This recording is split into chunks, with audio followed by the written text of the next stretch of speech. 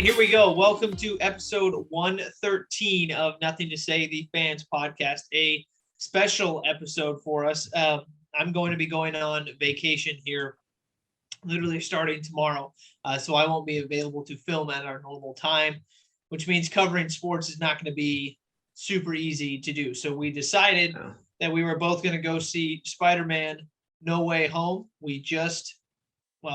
As of the filming of this, we both watched it yesterday, which was opening day on the 16th. So this episode is going to be sort of a two-parter in one episode in one sense. So the first 5-10 minutes is going to be a spoiler-free review of the movie. So for those of you that haven't seen it, we will make it very clear when we are going to switch over from the non-spoiler to the spoiler section, because we do not want to be the people that spoil it for you. So we will make it very clear when we switch over to that. But the first part of this is going to be a non-spoiler review for Spider-Man No Way Home. So Sam and he saw it before I did. I saw it late last night, and we saved our reactions for this show. So we haven't discussed it at all. So we're going to be discussing it for the first time here on this episode. So I don't care who goes first. If you want to go first, then that's fine. It doesn't. Well, I mean, we could just talk about it. I mean, initial reactions after it was, this movie was very highly hyped.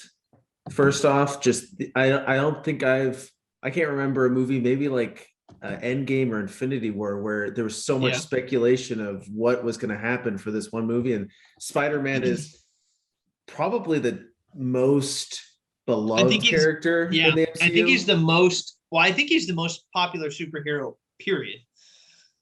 And it's him. I know that him and Batman are like the two, but I think Spider-Man is the most popular. If not, he's right up there in the top 3. Yeah, I think it's just the fandom around that Spider-Man character. And I was thinking about it while watching it. It was like, he doesn't really he slings webs, he's super strong, yada, yada, yada. But I think it's like the story around that character. And everyone who's watching this, if you tuned into this, then you're obviously interested in the content. So you know the story behind Spider-Man. They've done 3 origin movies now, so you should probably know what goes on. But just his whole backstory that goes into it and him growing up. And it's such that's a character that you can really get behind. And I think that's the reason why everyone loves that character so much. Mm-hmm. Yeah, he's very relatable.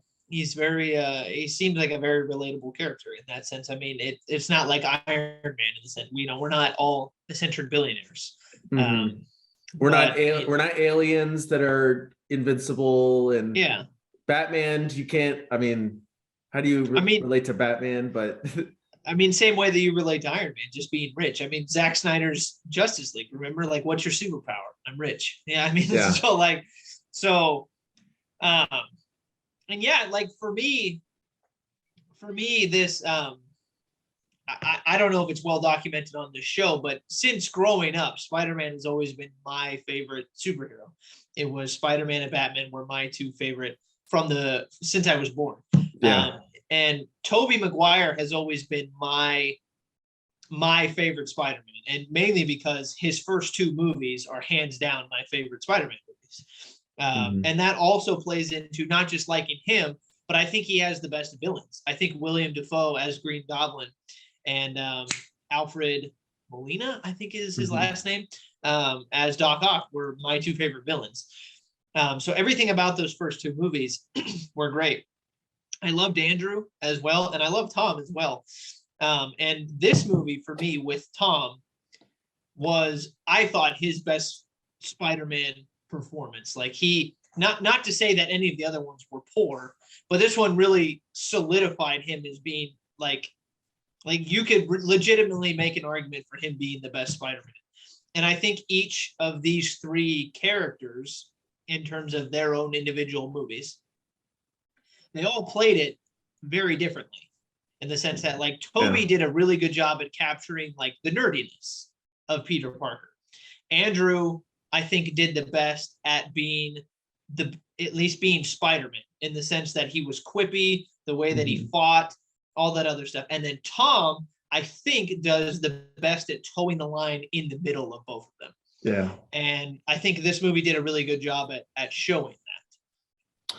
Yeah, I think I thought about that too during this movie, because you get a lot of that.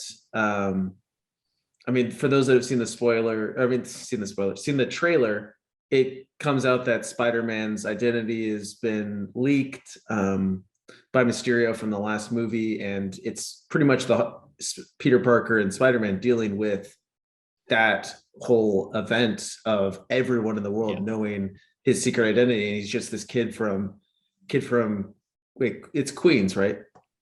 Yeah. But I think while he's that whole like meshing of those two identities, and you could like see it in Tom himself. I mean, the highlighting of his ability to still act like this innocent teenager. Like I think he's the only one so far that is, you could legitimately think is a high schooler. Yeah. Which I think totally lends, that's maybe something totally out of the control of the other two guys, but it's definitely believable that he could be going into college right now. Well, and then go ahead. Well, and it's still like, I still think back to that first time we saw him in Civil War, like how effortless he was as Spider-Man with the quips and the joking and that fight with Captain America, that fight with the Winter Soldier and the Falcon. I mean, he's just been able to do it so well. Yeah, well, I mean, that when he came in, it was one of those things where during that airport fight scene in Civil War, where I mean, they made him so strong. Like very strong and like very in control of being Spider-Man, which was really crazy. Like to be able to catch Bucky's arm and just kind of move it and act like nothing happened. It was crazy so that introduction to him, it was like, okay, they're making a Spider-Man who's going to be like, I think it was evident. Like, I know Toby stopped a moving train, and I know Andrew has, plenty of times where he's caught cars and stuff like that. They've all done that. But it was evident to me that this Spider-Man is going to be maybe the strongest out of all three of these guys. And before I go any further on this, we all know that the biggest thing about this movie was who was going to be in it. You know, is Andrew in it? Is Toby in it? All that other stuff. I'm going to put aside that for a second and say, there are other spoilers in this movie that could ruin the movie for you if you find out. So I would recommend, obviously, please go see it as quickly as you can, because we all know what the big spoiler is. But again, putting that aside, there are plenty of other things in this movie that will ruin the movie for you if you find out. So do your best to stay away from, you know, Twitter or Instagram or just the internet in general, because people love spoiling that crap. I mean, it's such a like double-sided coin, because on one instance you want to give that Woj bomb because you want to be the first to put that information out there, and it just sucks that everyone's trying to be first in front of each other, and then it ends up to where you don't even have any breathe. I think people are very good about giving the opening weekend, like after Sunday, no real spoilers come out, but Monday is a free for all. Oh yeah, that sort of stuff. So if you really want to go see it, I think we're gonna probably put this out on Monday. So if you're watching this and you still haven't seen it, I would suggest going and seeing it as quickly as possible if you're able to. But yeah, that's what because it's gonna be out there, especially with a big time Marvel movie like this. Their reviews and everything are going to be out there. So also something as well, I looked up as soon as the movie was over. We all know that Marvel does end credit scenes. So this isn't going to spoil anything for you. I'm trying to help you with this. There are 2 end credit scenes, and there were actually a lot of people who left before the second one, which I don't get why people. Yeah, I know. Like, you should know by now. And here's the thing about the second one. The second one is completely unrelated to the Spider-Man movie itself. It's actually a trailer for an upcoming movie.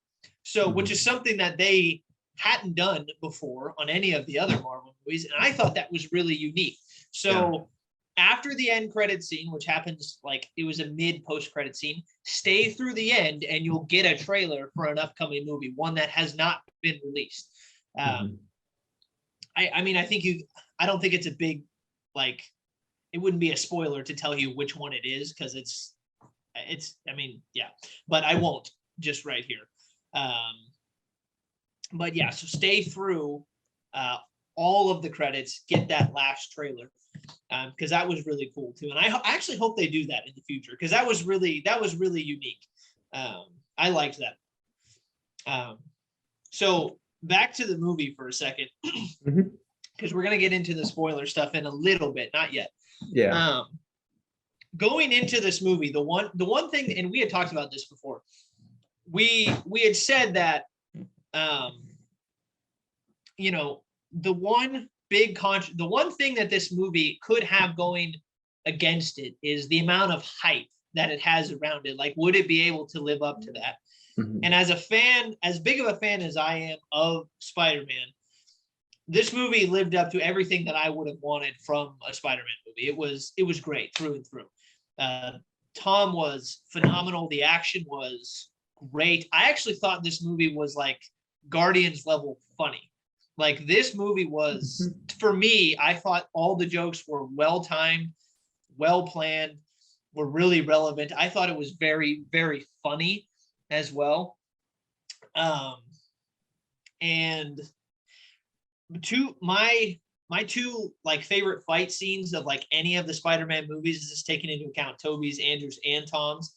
We all know that the iconic one of the clock tower train, that fight scene is, you know, up there as his best fight, regardless of whatever Spider-Man it is.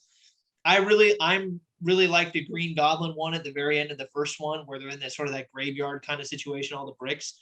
There's a fight in this movie that I would put in that category, and it's not the last one, because it was a very scaled down fight, but it was great. It was really good, and I mean, we'll talk about it later. So the action was good. Tom was really good. It was a really emotional movie. Tom had come out and said it was going to be an emotional movie. It was going to be a dark movie. He was right. But as a fan of the character, as big of a fan as I am of the character, it is worth every penny to go see. Yeah, and I think Marvel is just so practiced at it now, because there were so many elements to this movie that could have gone wrong with how much was on the plate for this singular Spider-Man movie that could have gone wrong. I think they played everything perfectly. They did. I'd love to watch the movie again. We've only had a chance to see it through the first time. And I knew we were going to talk about it, so I wanted to try to stay focused as much as possible while watching it. But I think they played it so well. All of the elements that they had to play within this movie, I think, were introduced, and it's not like anything overstayed their welcome. I didn't think anything was like, oh, like they should have limited the role of that to play better with the whole movie. And with that, I think we harp back on Tom's performance. I don't think Tom's Spider-Man at all was overshadowed by all the things that was going on in this movie either. I think the strength of his performance was almost amplified because he was still the singular focus within this whole movie throughout. I mean, you have things like, and I don't know if anyone's watching this that hasn't seen the trailer. So there's people like that don't watch any of the trailers. If you're one of those people, then I guess you should having self-control. I guess you should. If you've gone through opening weekend, hadn't seen any of the trailers, still haven't seen the movie, then I doubt you're watching this review for the movie. So let's put that out there. So we know Doctor Strange is in the movie, and we know Doc Ock, Green Goblin are in the movie, right? Based off of the trailers. And I think all the villains in the movie were revealed in the trailer. Okay, I was about to say. So yeah, so we know all of those villains are in this movie, but with a character like Doctor Strange in this movie playing that, like, he is a major MCU character, and still Spider-Man is the main focus, no doubt. I mean, you have a actor in Benedict Cumberbatch with all of his like aura and mystique and bravado going into this film, and still Tom, I think, is by far the biggest part of this movie. Oh, for sure.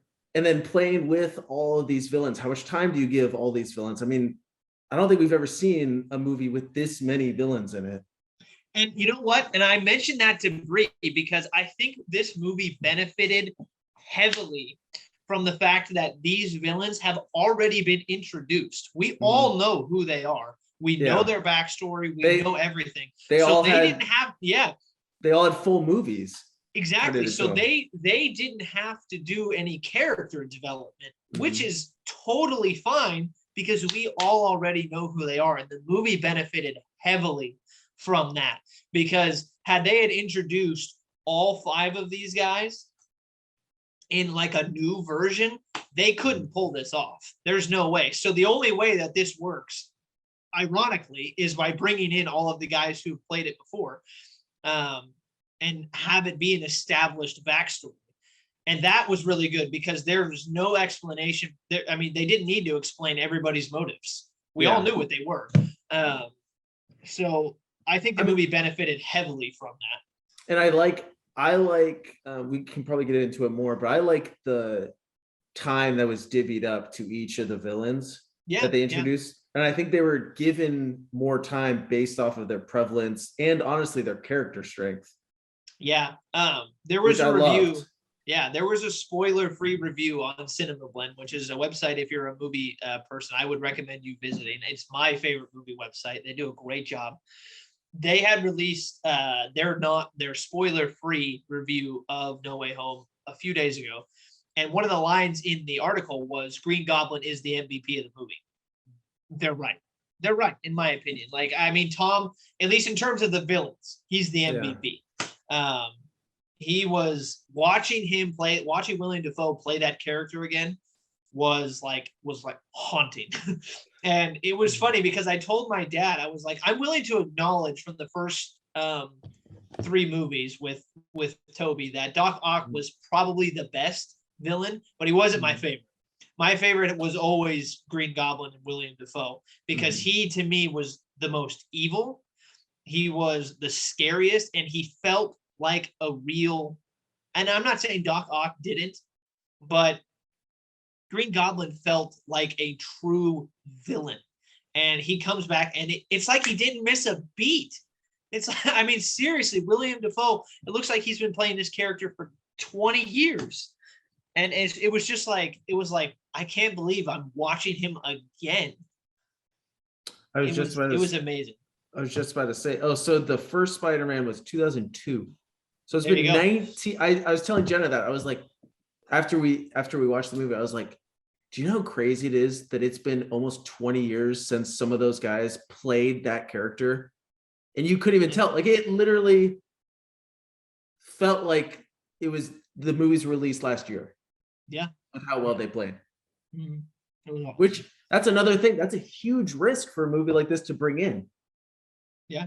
Yeah. Even because Natalie had asked me, is it all the same people? I was like, it's all the same people. Sandman, Lizard, Electro, Doc Ock, Green Goblin, all the same guys. And that was great. That was great. The fact that they were able to do all that, because having them in the movie like that was great. Having it be them. Because I mean, it wouldn't have felt the same if it was any actors. Like playing the same people but with different actors, that would have taken away some of the uniqueness of the movie. And the fact that this movie even got made the way that it did was just, it's a testament to the studios coming together and I mean, let's be honest, this is a fan's movie. For as good as the movie is, this movie, if you're a fan of Spider-Man, you cannot walk away from this movie unsatisfied. I think it would be impossible to do so. It was fantastic. And once the spoilers are out there, I guess it won't be spoilers at that point. Once everybody's sort of seen it and we're free to talk about the movie, I genuinely think this is going to be in the conversation for one of the best Marvel movies, for sure. We'll get into that was one of my talking points where we can try to rank it. We'll get it. Yeah, we'll get into that in the spoiler part. So have we covered, at least in terms of the non-spoiler grade? I give it an A. Yeah. Okay. Yeah. So I don't want to give it like a rating. I just say you should go. Everyone should go see this movie. I don't think so. This is an aspect of it that was. This movie doesn't assume that the audience are dumb. They assume that all of their audience is smart and intelligent, and really assume that they have seen all the other Spider-Man movies. Yeah. Yeah. Which I do like about this movie as someone that has seen it. If you haven't seen all the other Spider-Man movies, maybe take a look before seeing this movie. It might be a little better. Yeah. So it's funny you say that because Bree has actually not seen Andrew's movies. So she had no idea who Electro was. She had no idea who the Lizard was, but it wasn't even it's not paramount that you see it, but if you really want the full effect, especially like if you really want the full effect of the movie and having the villains on screen and them talking and Tom interacting with all the villains, it helps. It really does. It's good information. Like you understand character motives. I think that's really important. But yeah, like why the Lizard is mad and why Sandman is mad and why Electro is mad, all that other stuff. Totally. I mean, even but this movie does, I mean, like you said, they don't rehash all that, but they do touch on pretty much every character's background a little bit, like just a little, but they do it in clever ways, like where Tom is acted as the audience finding out, where it's not like the movie's just telling you straight up with like expedition or something like that. Yeah. But I'd say, yeah, everyone, this is a green light movie to go see for sure. It lives up. For sure. Okay.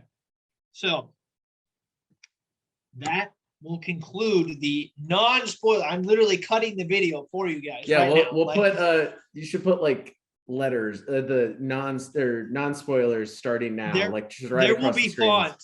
There will be font during our entire non-spoiler and spoiler section under both of us that is in big block letters, spoiler or non-spoiler section. So if you continue and you haven't seen the movie, it's on you. It's on you.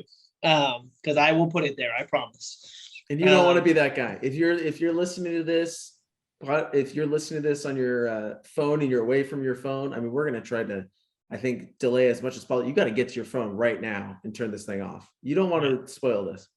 Yeah, no. So let everybody around you know that we're about to start talking about the spoilers. I'm even gonna go check to see if my mom is in the next room because I don't want her to see that. So Sam, you ramble for a second, and I'm gonna at least go double check. Yeah. I'd like to just talk about away from the movie. Again, giving everyone time to get their bearings and do what they need to do. Just the atmosphere in the theater. I think everyone was so incredibly excited for this movie, and just getting back to watching movies in theaters. Like, this is a movie that you want to go back and see. If there's any hesitation for it or anything like that, I mean, the atmosphere going into this movie was incredible. It was cool seeing it with all other people.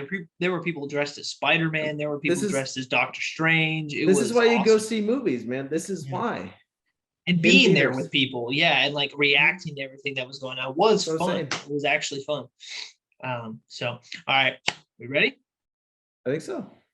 Cut the movie. Cut the non-spoiler. We're moving into the spoiler section starting now. Dude, I have been dying to talk about this with somebody. I know that Bree saw it with me. But she hasn't. The difference between her and I is, her and I, and then you as well, is that like we sort of grew up with these characters. We were watching these movies as they were coming out. And Bree, she got introduced to it 3-4 years ago. So what do you say? She doesn't care. She doesn't care. No, she does. She really does. She likes all these movies. Yeah. But she has this habit of like, just like, I was trying to reference stuff from other movies, and she was like, "Yeah, I don't remember that." And I was like, "Oh my god, I can't." Yeah. But no, she loves them. She really does. But there's just a difference. There's a difference. So, oh my god. Okay. So, do we want to like recap the plot, almost like touch on important plot points through it, and then talk about different scenes? Yeah. I mean, Is I that how you guess want so. to do it? I mean, so yeah, so we can start at the beginning. We can start at the beginning. Mhm.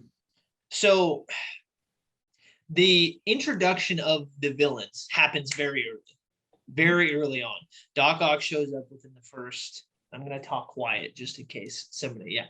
So shows up within the first 10 minutes of the movie, 10, 15 Mhm. minutes of the movie. He's there right away. And then Green Goblin shows up, obviously on the bridge as well, but he doesn't do real much of anything on the bridge. It's a very quick thing. But the interaction between Tom and Doc Ock on the bridge was really cool. I enjoyed that. That nanotech thing at the end was funny. I was because I hadn't even thought of that too when it happened, when it crawled all over his tentacles and he took control. I was like, I guess that makes sense that he would be able to do that. Like I didn't even cross my mind.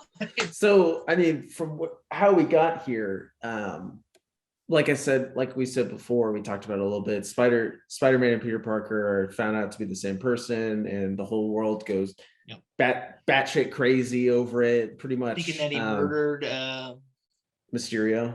Mysterio. I was trying to think of his actual name, but yeah, Mysterio. What was this actually? It was I don't remember. Yeah, it doesn't matter. Mysterio. And through that, there Zendaya. So Gwen. No, what's her name? Mary Jane. Technically, it's Mary Jane, but it's like Michelle. It's Michelle. Yeah. So MJ and Ned and Peter, they all have hardships. Evidently, they're all applying to colleges, and somehow it's a huge disappointment in the New York area that they don't get into MIT. Apparently, that's like the easiest school to get into for their high school. Yeah, apparently. So Flash comes in at one point and he's like, wait, you guys aren't going to the MIT mixer? You guys didn't get in? Oh man, that's too bad. It's like, it's MIT. They have probably like a less than 5% acceptance rate. Yeah, and the reason why they don't get in is because it comes out that they are friends with Peter and they are associated with him. So all these colleges are saying we can't let you in based on the recent findings. So the whole Mysterio thing gets put under investigation. Spider-Man and Peter, I don't know why I keep talking like they're two different people. Peter gets put on trial for the death of Mysterio, and he has a interesting lawyer in the beginning, which that was kind of crazy that they put in right at the beginning. So his lawyer is a blind man with red sunglasses and a cane, and it ends up the MCU's Daredevil. And it's the same guy. It's Charlie Cox. That is which crazy. Is so awesome. It's so good that it's him. And the line about when the brick comes in and he catches it, and then, how'd you do that? I'm a good lawyer. Like I'm a really good lawyer. that was great. That was so great. And the theater like lost it at that point. It was like, he's here. That was immediate. That's 5 minutes into the movie, maybe. Yeah, it was immediate. So that was really cool.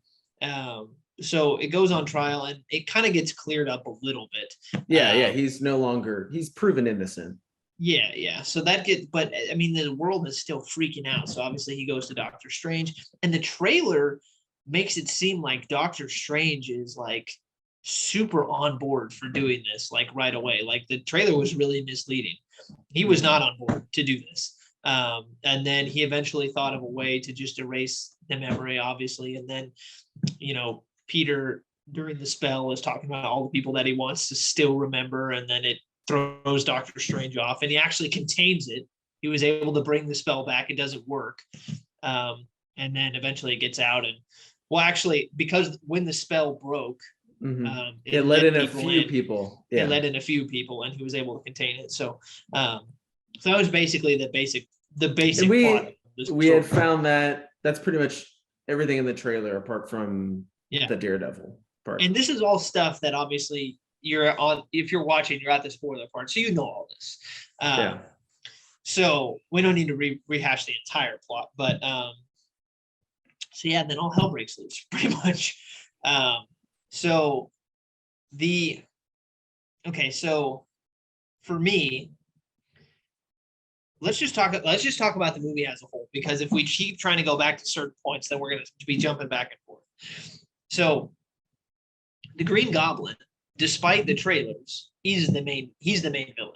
Like he is the big one out of everybody in this movie. Because Dr. Octopus sort of seems like he might be, because he's all over the trailer and William Dafoe is not. But he's the big bad guy. And like I said, he was for sure the best, in my opinion. That, and I had referenced that there was a fight in this movie that would go up there for me as one of the best, and that's the fight between him and Peter in the apartment building. Mm-hmm. That was brutal. Where Green Goblin is kicking his ass? He kicked his ass. Like, and it wasn't even close. I didn't know Green Goblin was like Superman like that. I didn't know he had super strength and everything. Yeah, he has enhanced strength and abilities and stuff like that. That serum it was like a lightweight Walmart super soldier serum. Yeah, and he is just throwing Superman like a rag doll across that apartment building. Yeah. I'm so sorry. He can't throw Superman. But oh my God, he beat the living hell out of him, like throwing through floors, like the move where he does like that. I mean, he freaking like does like spears him through. Oh, he did like a Batista bomb through a floor or something. Yeah, it was nuts. So that fight was brutal, and it was so cool. I thought one of the best lines in the movie, again, this is just going to be lots of random thoughts. I mentioned that the movie was really funny. The Jamie Foxx butt-ass naked line was great. He really felt like Jamie Foxx in the movie, which was cool. You could tell he had heard everything from that second Amazing Spider-Man movie, mm-hmm. and his performance. I think he's been on record saying like he wishes he could have done a better job, or wishes like the direction could have allowed him, or the studio could, like you could see like he really wanted to do a better job, and it's awesome that he got a second chance, because what a talented actor Jamie Foxx is. Oh yeah. And he got a second chance to right the wrong of all the things that happened in that movie, and he was one of those characters that I think got completely redeemed by this movie. Mm-hmm. Yeah. Him and kind of Sandman almost got more screen time in this movie than he did in the third movie of Tobey's. A little bit. Sandman obviously didn't play a huge role in the movie, which I didn't think he was going to in the first place, but Connors was the one who was off screen the most. Which I was totally fine with. He was the most irrelevant villain for me. Yeah. He's probably, well, I don't know if he was the least popular. So funny story actually. So we're walking into the theater, and I was telling Jen, I was like, yeah, there's going to be some villains from like the other Spider-Man movies, and she was like, is the lizard one going to be in this one? Because that one totally freaked me out. She couldn't sit on a toilet because it was going like through the sewers and stuff. Because that lizard totally freaked her out in that first Amazing Spider-Man movie. And I was like, do I tell her that lizard's in the... And his intro was, yeah. Yeah, when he showed up, I was like, I like looked over at her. I was like, are you okay? Like, so obviously, we talked about the villains a lot. The villains were amazing, and Doc Ock was great. And you know what? I didn't even mind that he wasn't really a villain almost, because, and you know what, part of me at the beginning, I was a little bit disappointed because he was he was the highlight of Spider-Man 2. So I was a little disappointed, but the more that I thought about it, I was sitting there and I was going, well, they made it very clear in Spider-Man 2 that if the inhibitor chip goes out, then he's going to lose control of those machines.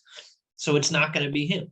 And as soon as he regained control, I thought back to those movies, and I was like, he was a great guy. Like, he genuinely wanted to help people. So I was like, you know what? As much as like I could be disappointed that we didn't really get to see him be a big bad villain, it kind of made sense, because hell, once the inhibitor chip really, he had that self-sacrifice at the end of 2, but it was like, okay, he's back to being good. Okay, that's fine. Yeah, I I mean, thought he's that the fact that he was the one that really seemed to flip that switch immediately. yeah. Because the whole premise of this middle act was Tom's Spider-Man was trying to like redeem all the villains of all the movies and like Were sort of you okay with change. that, by the way? I thought it was a little far-fetched that uh Aunt May was just like, no, you need to help them, give them a second chance. It was like, I mean, I guess like I was almost sort of with Peter of like, this isn't really my responsibility. Like I've I never known was these people. too. I was too. But I mean, it And turned out to be really cool. yeah, like, and it was funny because I was sitting there and I was like, okay, well, again, this is one of those things. There are very few things in this movie that you could really pick apart as like There's, having a gripe with. I think this and one other thing for me. There's one other thing for me as well. Um, and so him flipping that switch really quickly was like, okay, I guess they've established that he's he's a good guy. He doesn't like killing people. He hasn't killed people. Um, it's not in his MO. So I get it. He doesn't have any established history with these villains. He has no reason to hate them. Um, and I guess I'm sitting there and I was like, okay, he hasn't killed any of these villains. Doctor Strange has, I mean, he hasn't killed any of his world's villains. Doctor Strange has told them that all of these guys die fighting Spider-Man, which is something that Tom's character has established that he doesn't like to do. So, okay, fine, I can see that. It just happened really quick. Yeah, I mean, it was like he talked to um Willem Dafoe's character, and then he was like, "Oh, I can't let this sad guy die." Yeah, and then Almost, but Ant like Man, it was like boom. Okay, I guess. yeah.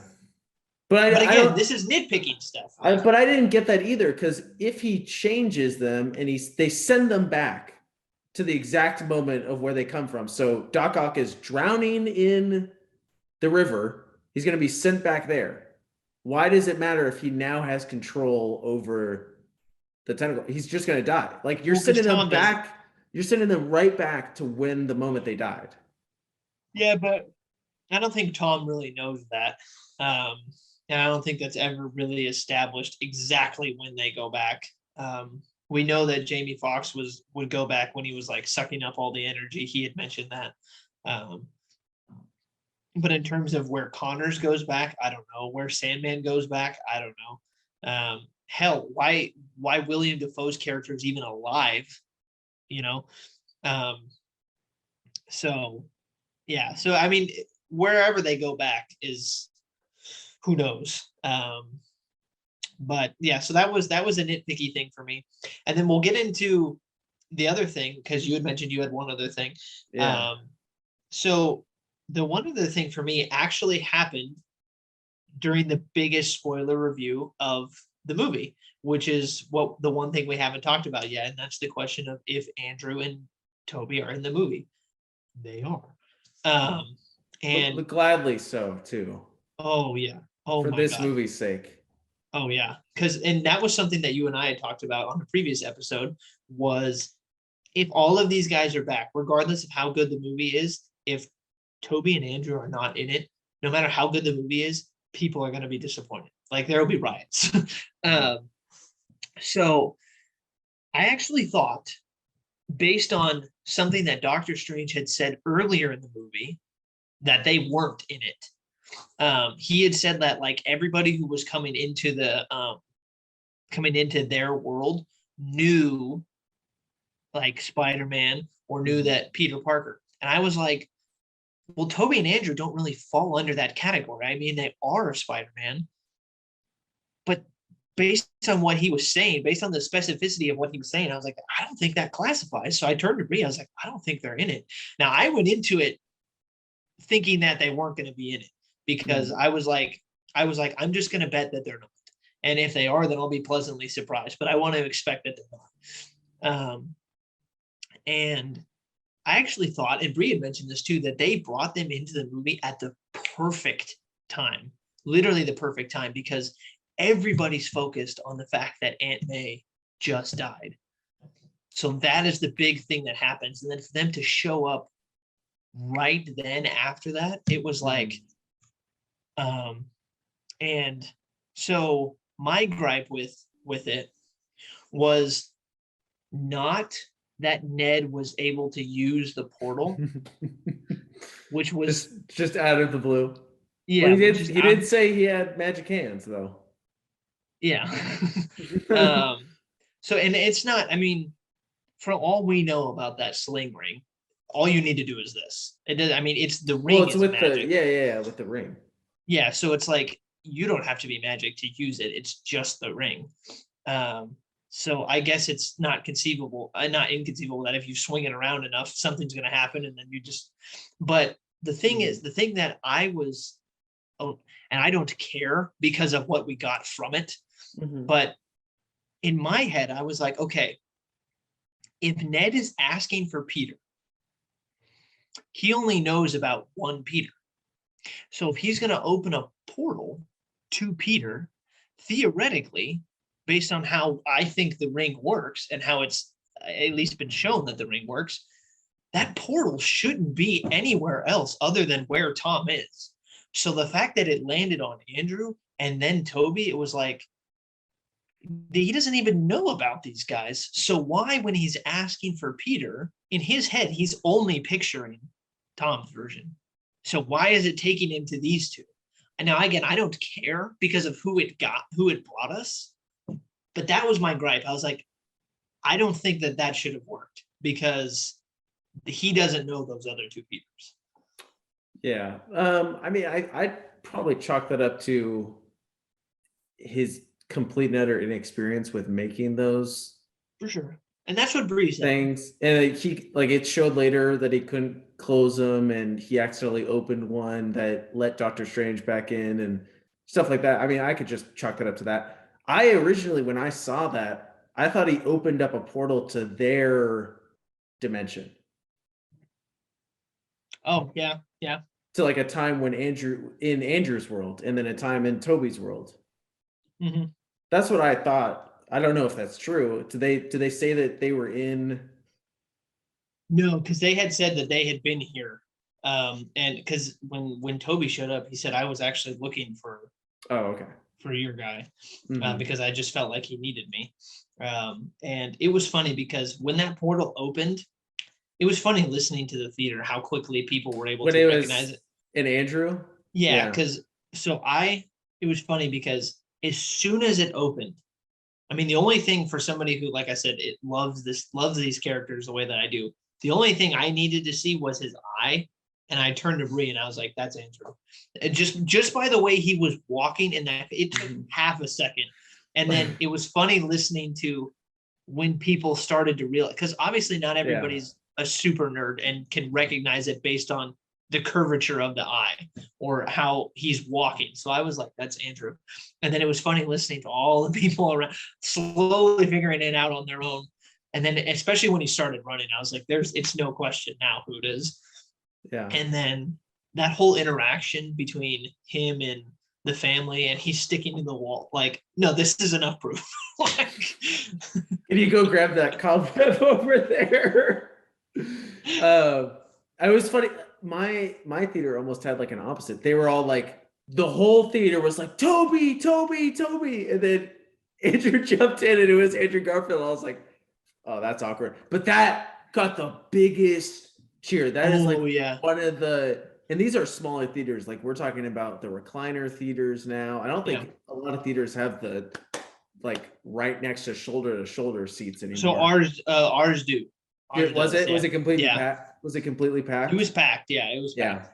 So that was one of those moments. Like that is up there for me as when Cap picks up Thor's hammer, picks up Mjolnir in the theater, and everyone just loses their mind. That was, and then Toby just walks in. I mean, it wasn't as stoic of, well, actually it wasn't. I actually kind of liked the way that they brought him in because it was funny because the more that I thought about it, I was like, I guess he's been doing it for a long time. He probably isn't out on the streets as much. Mm-hmm. I mean, he's been doing it for years. And it was funny because I was like, where is his suit? And then they addressed it and he was like, yeah, it's right here. which I didn't. I think that's a missed opportunity almost. Yeah, I think it was too. I do think it was too. I didn't mind it, but it would have been cool to have them both come in their suits. Yeah. Um, Well, okay. I like how they brought both of them in because you mentioned it. Andrew was like a prototypical, like he was what you think of when you think of Spider-Man, and Toby yeah, was what you think of with Peter Parker. And I like how they brought them both in with that amount. Like yeah, even I think Toby even alluded to it, like, hey, you gotta be Peter Parker all the, or like something like he was talking to Andrew about like how you gotta love being like Peter Parker too, yeah. not just Spider-Man. And um Um, uh but the what like how he just showed it like that. Isn't there in the those first three Spider-Mans when he's like ripping off the shirt for, that's how I thought they were going to introduce his suit, that same way like he used to do it. yeah, it was pretty. It was a little bit of a disappointment that the first time we saw the suit was when he didn't have his mask on, and they were all up in the rafters. It would have been nice to have him be like show up full blown. Mm-hmm. But again, I didn't really mind it because I guess it showed that he was the most mature about it and he had been doing it the longest. And Mm-hmm. maybe it's not that important to him. Yeah. So they're all there. The emotional scene on the tower where they're all talking about their loss, that was great. That was so cool to listen to them interact with each other for the first time. And I love how Tom knew right away exactly who they were. It's like, I know, like, I get it. You're all from different universes. You're me. I get it. Yeah. That emotional scene was really good. Once they moved to the lab, I mean, there's so there them the best parts of the movie for me was actually when the three of them were interacting with each other. Like that was so cool. Um, and with them in the lab, and they actually recreated that meme of the three Spider-Mans pointing at each other, which was They had to. oh yeah, that was hilarious.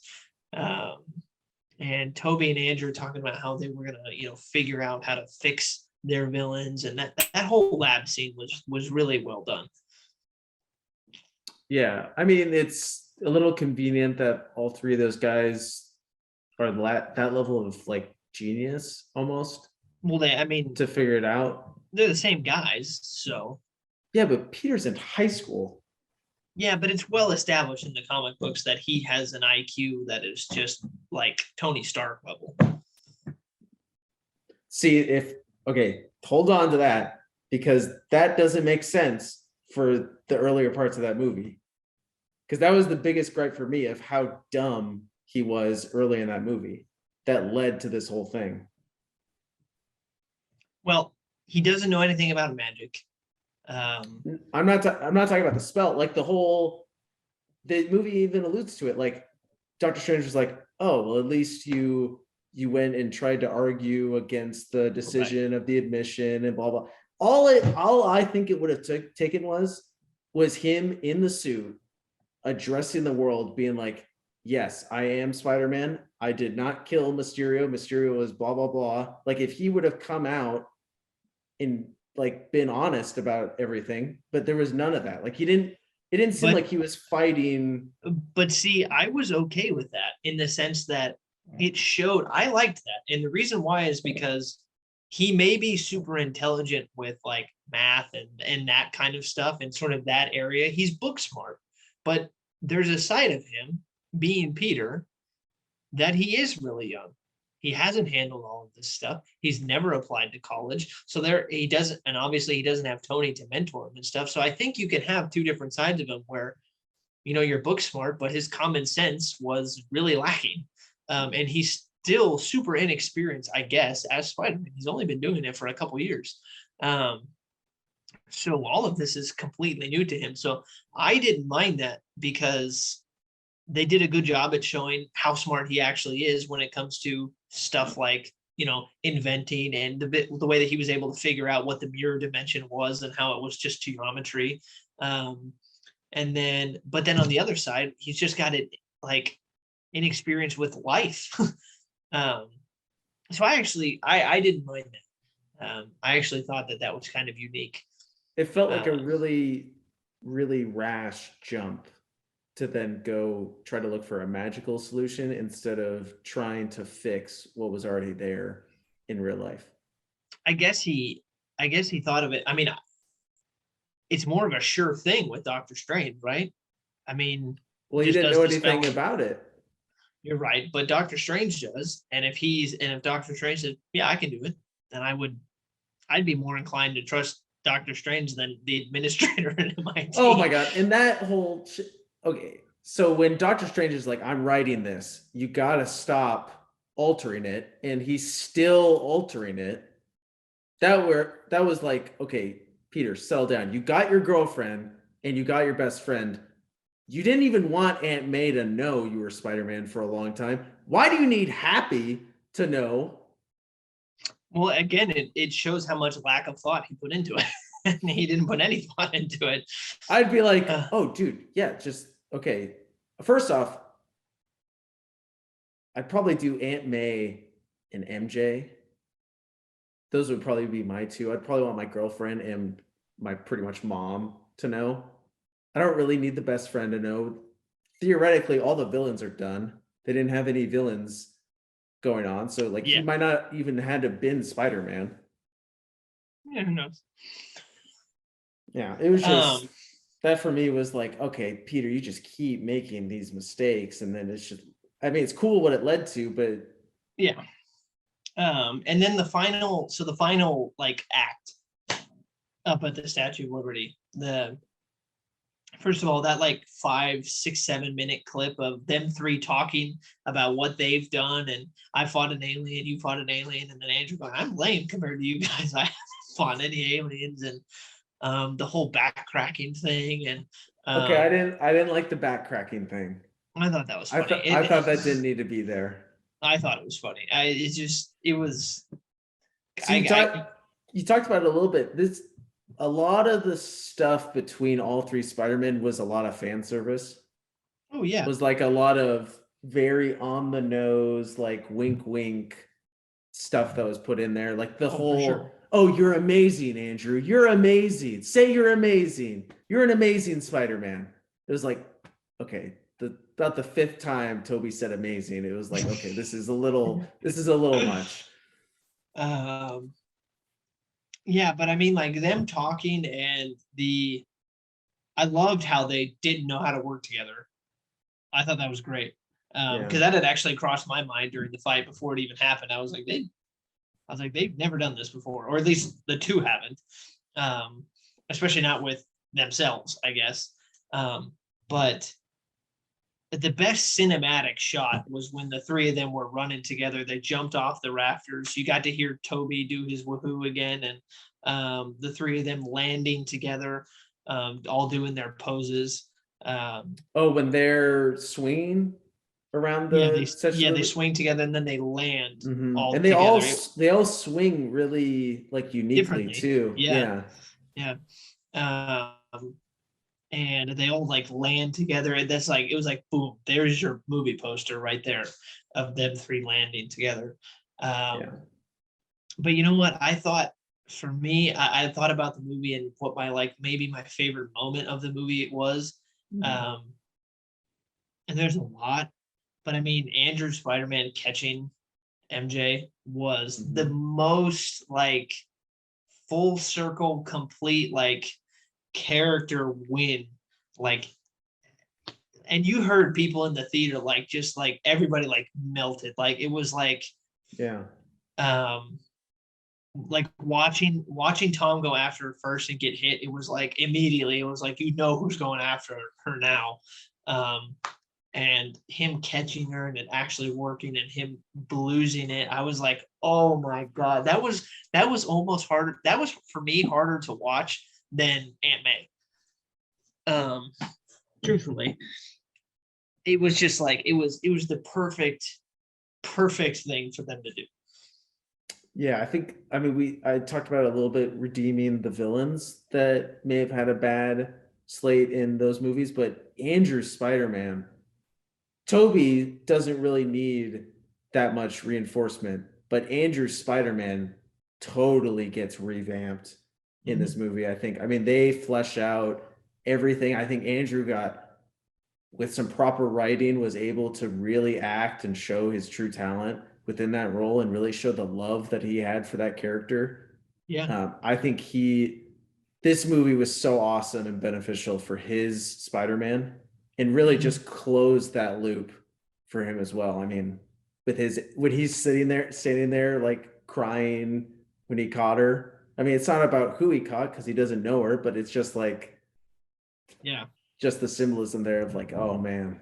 And then so I like that part a lot. And then when the theater went Toby, nuts. I don't know about you, but the theater went nuts. when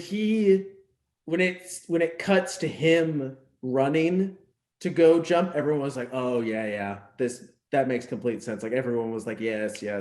When Toby stops the glider from hitting Green Goblin, I think that was a big moment for him because that was so true to his character and how like morally right he was.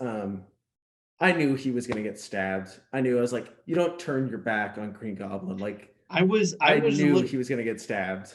It crossed my mind for a second, but I was like, wow, they're not gonna kill him. And then he got stabbed, and then I was like, oh, they better not. But like, why not? I thought about it, like, why not kill him? I mean, I guess it's one, maybe Because they can use him later. well, I guess the way that I looked at it was, if you didn't do it in his movies, then don't do it in somebody else's movies. Yeah. Because it's not about him. So I don't know, like I thought about it, but I pushed it away as quickly as it came into my head. And then as soon as he got stabbed, I was like, if they kill him, if they do this, Marvel, if you do this, because for me, like, that is one of my favorite characters, period, in any movie ever. Like, that Toby was like my guy, and I was like, so he got stabbed, and I was like, if these MFers get rid of him, I was like, this movie is gonna get. I was like, I'm gonna hate this movie. Everything that happened, it's just gonna be ruined by it. So I gotta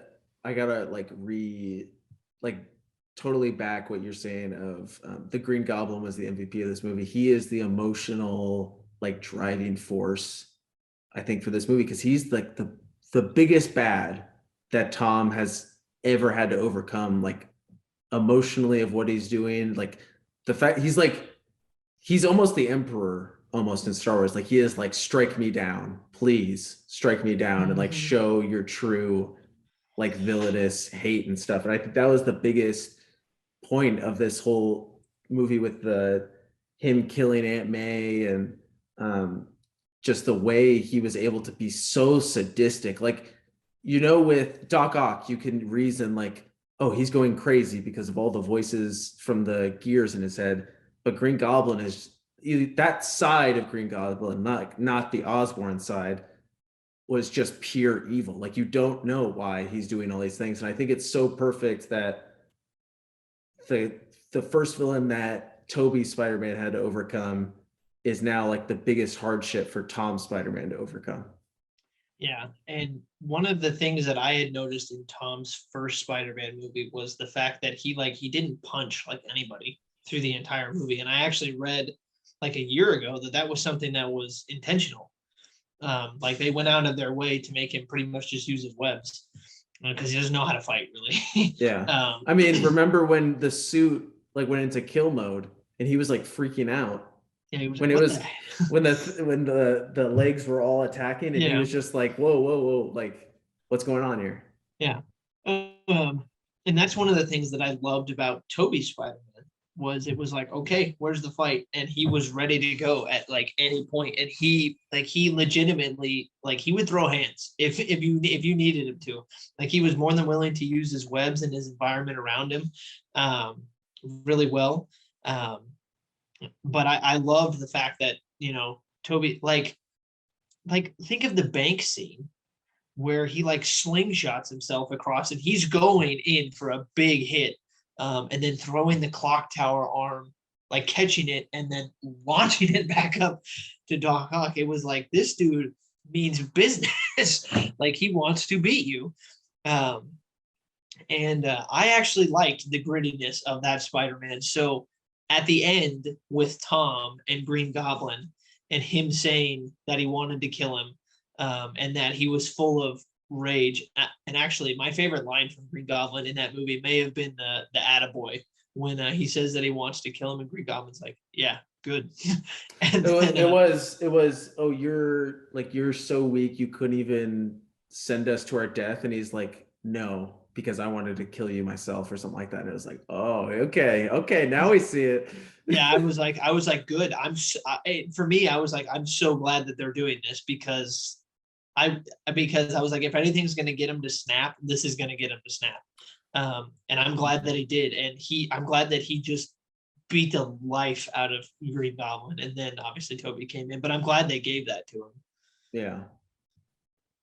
Yeah. I mean, he deserved it for Aunt May dying and all of the hardship because it was literally the Green Goblin's main fault. Like, she was tricked by him, and his glider ended up killing her. And yeah, it made sense why he hated him so, like, just completely. I mean, it was a nice climactic end for this movie. I mean, so we've talked a lot about the movie. I know you had another talking point for where this ranks in the MCU. I'll let you go first on that. Yeah, I had a couple things here. Let me pull that up really quick. Well, firstly, so do you think this is the last of Tom's Spider-Man? So they've been on record and said it's not. Okay, that makes sense. Yeah, so they have said that it's not, and obviously the first end credit scene is the Venom symbiote still being in the his world. It looks like Tom Hardy's not going to be Venom based on what that happened. I mean, how that happened, but it looks like Venom's going to be there. Well, I mean, it could totally happen because the multiverse is so messed up right now in the MCU, so he could just be sent back. True. But they have gone on record and said that they do want to do like another trilogy with him. So yeah, that's one of the talking points I had. So it's what this movie sets up for the MCU. So with Doctor Strange 2 and Venom's role within the MCU. Speaking of Doctor Strange 2, did you catch the reference to What If in the trailer? Yeah, the Dark Strange or whatever. Yeah, the evil Doctor. Strange. It was funny because I looked at Brie and was like, that's that like crazy, super powerful, evil Doctor Strange. And I was like, oh, okay, so there's probably your first reference to the show. But I don't get, are they going to just redo that? Like, What If in Doctor Strange 2? I doubt it. I'm sure it's going to be Doctor Strange, the original, getting explained the whole thing by the evil one. But yeah, I mean, so what it sets up is obviously Doctor Strange 2, and the hype for that movie is going to be awesome. I mean, Sam Raimi has come out and said it's basically like a horror movie, and which is going to be really interesting for the MCU to have that kind of tone, which I'm all in for. Because some MCU movies just sort of feel the same, as good as they are. They do feel the same sometimes. So a complete shift in tone. Yeah, they have a sort of formula that Marvel movies always fall under, and I don't think this Spider-Man movie really falls under it. I mean, there's still it does either. That humor, but there was a lot of dark sides to this movie. So yeah, they've been on record and said that they do still want to do more with Tom. When it happens, I don't know. If it actually does happen, I don't know. But it has been reported recently that because it was said that they weren't, but that has changed pretty quickly over the past couple months that they want to do like another trilogy maybe. Oh really? I mean, he's so young. I mean, how old is Tom Holland? Let me double check that real quick, but I believe they're still going to do that. So what are the other questions? So I think Venom's role in the MCU is really, I think he's going to be, if they're going to do a Spider-Man 4, I think he's going to be the main villain. I think that's what they set up with that symbiote being symbiotic. What is it? What's the name of it? Symbiote. It is, yeah. With Venom's being in the MCU now, I think he's going to be the main villain in Spider-Man 4. So it says right here, the truth of the matter is we don't know yet whether Holland will return for more films, said Tom Rothman at the film's splashy premiere. But it says, according to producer Amy Pascal, at least 3 more Spider-Man movies that would involve both Holland and the MCU are in development. Dang. So, I mean, why wouldn't you? You're making so much money. Yeah. So, I mean, when it happens, I don't know. Maybe it never happens. Not sure. I think the line of thinking right now is that it will happen, but probably not anytime super soon. Yeah. I mean, that's a lot of this would be his 6th. This is his 6th movie in the MCU. Yeah, because I mean, if you go to Civil War, both Avengers movie, and then his 3. That's a lot. That's a long time for one guy to be in this one role. And if you think he's going to sign on for another 3, that's a lot with one character. Mm-hmm. Mm-hmm. I mean, there are so many other people that they could bring in. I mean, they have Venom that they can bring in. I know there was talks for a long time about bringing in Kraven, which is a big Spider-Man villain. I mean, they could do they haven't even I mean, I know they did Green Goblin, but they could do like Hobgoblin or something like that. So I don't know. There are plenty of other ways that they could go. Yeah. So where do you rank this in the MCU? So just in terms of, and I know the Rotten Tomatoes isn't the end all be all, right?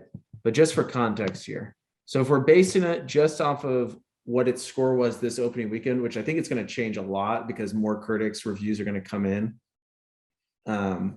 It's at a 94% right now.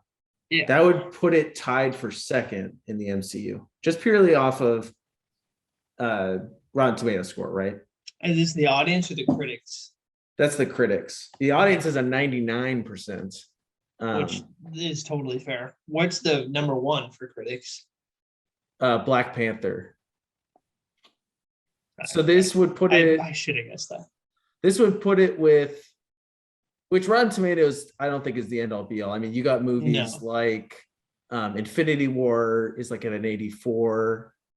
That doesn't make any sense. And then you have like Doctor Strange at an 89 over Infinity War, like I said, over Guardians Volume 2, over, I mean, just a bunch of films that I didn't think Doctor Strange was that crazy good, but that would put Doctor Strange. No, I didn't either. So just for reference, and Winter Soldier only at a 90. I think a lot of people would. That's also low in their top 5. So, I think No Way Home.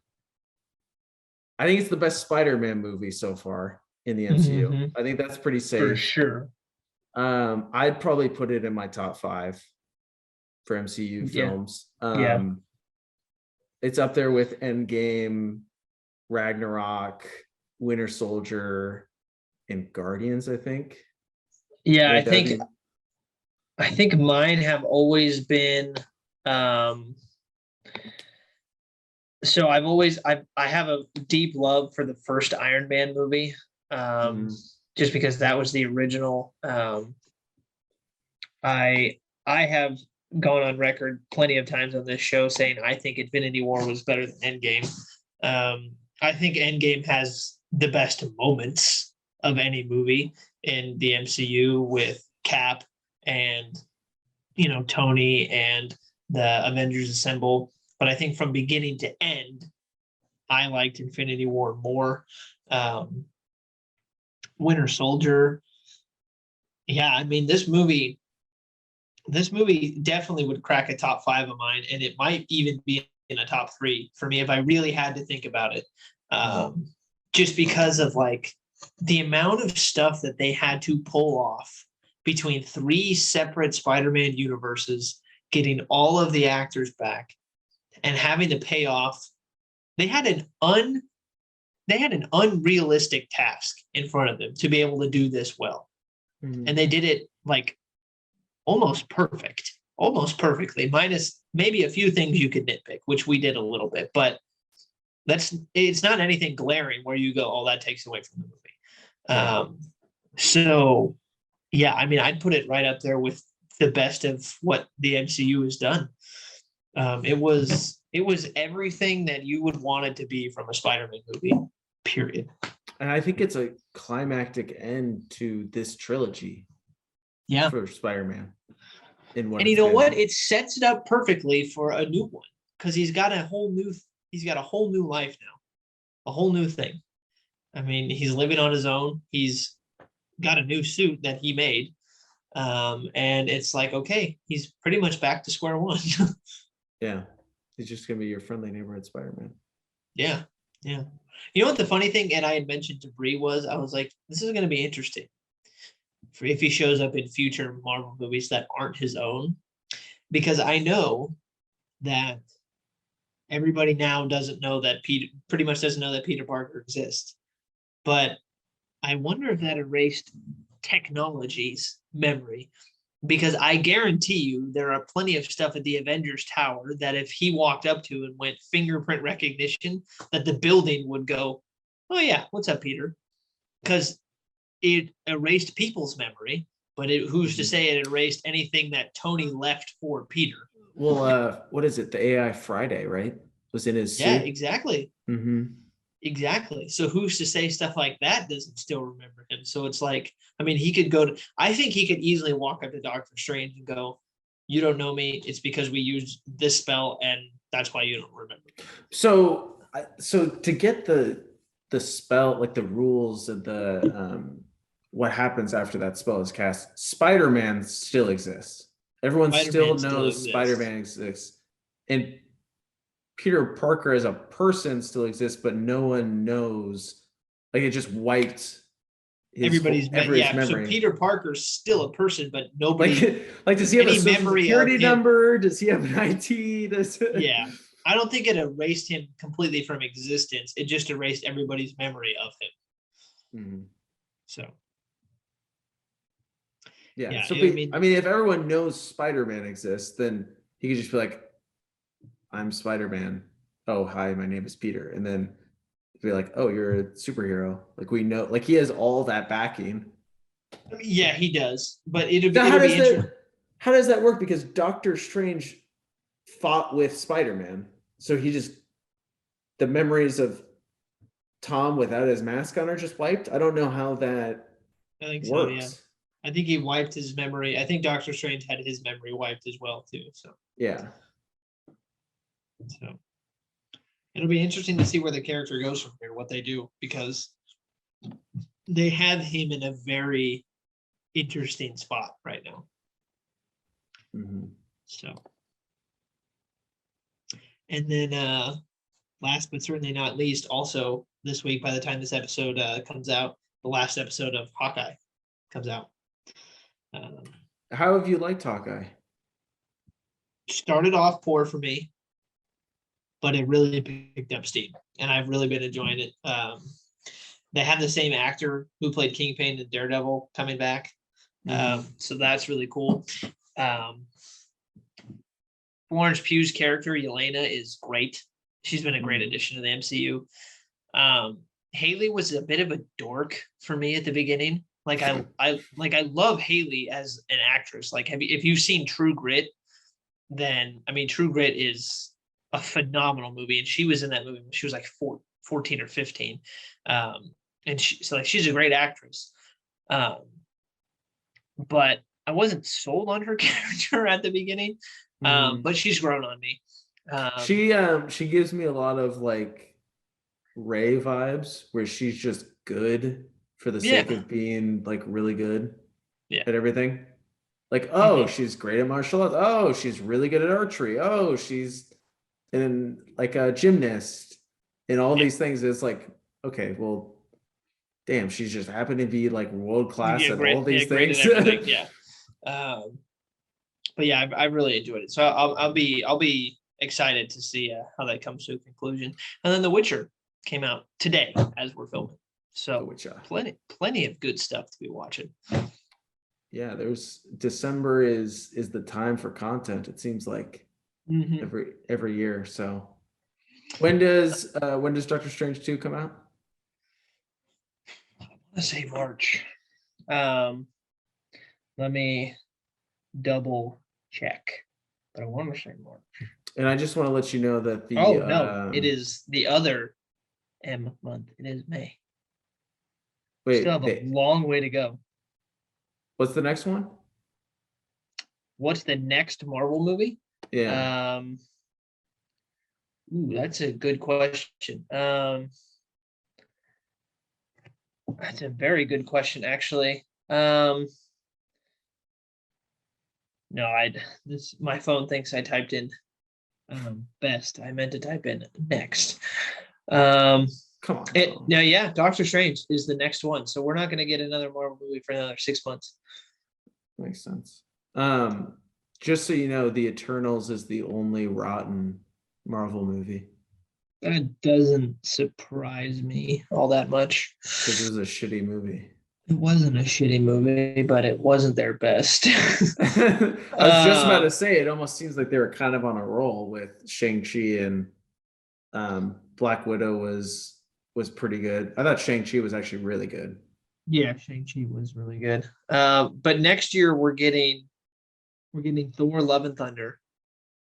Huge. But that comes out in July. So the way that it's going to go, we're going to get 3 next year. So it's going to be Doctor Strange, Thor, and then Black Panther in November. But how are they doing that Black Panther movie? Who knows? It's not going to be with Chadwick, obviously. And then the year after that, it's going to be the Marvels, Guardians of the Galaxy 3, another Ant-Man movie, Fantastic Four movie, and then 2 untitled Marvel films. So lots of good stuff coming up. And then, also, finally, we'll be getting Avatar next year. You think? They just released some stills from it, so it is coming. It is coming.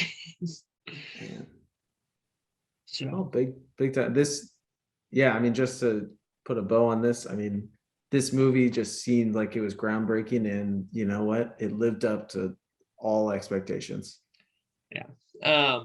So like we've said before, we started this channel as a sports and entertainment channel, and we've pretty much morphed into just a sports, but we do love this stuff. We do love movies and good TV shows and stuff. So we'll try to do better at incorporating some of this stuff. We're still going to be predominantly a sports show. But we'll try to do better at incorporating some more entertainment stuff, because we do know it's a big industry and people enjoy it. So how much we do, I don't know. We'll have to tinker with it, and we'll have to figure out exactly what we want to do. But I'm sure we can find ways to incorporate maybe 10, 15 minutes of like stuff like this on normal episodes. Like if something big happens, or maybe there's not a lot of sports content or something like that, especially when the NFL dies down. I think that's more when we dip our toe into more entertainment stuff usually, because there's not as many sports to talk about. So, yeah. Well, so by the time this episode releases, it'll be Monday, which will be, what I'm trying to figure out is if we're going to have another episode before Christmas. We won't actually. So this episode is coming out on May. Well, that'll be before next year's Christmas, I guess. December 20th is the release date of this episode. We'll probably film 1 episode. I mean, I think we'll try to get an episode filmed so we can release it on the 28th. No promises on that. We might be busy with Christmas stuff, and we're sure everybody else is going to be busy with Christmas stuff as well. But so after this episode, we won't see you guys until after Christmas. So have a fantastic Christmas. Have a wonderful time spending time with your family. Give thanks to everybody in your life. And thanks again for tuning in and listening to this episode, and we really do appreciate it. And have a wonderful Christmas. Yeah, I hope everyone's able to spend time with their families. I know we're both looking forward to spending time with our families. You're going to the happiest place on earth. Going to Disneyland, yeah. With your family, and I can't wait to be back in sunny California to see everyone. But yeah, hopefully everyone just takes a little bit of time, takes a little break, and enjoys nice family time with Christmas. Yeah. So, thank you all for watching episode 113. Go see Spider-Man No Way Home if you haven't. Although if you made it through the spoilers, but now you have. So, and have a wonderful Christmas, everybody. Yeah, thanks everyone.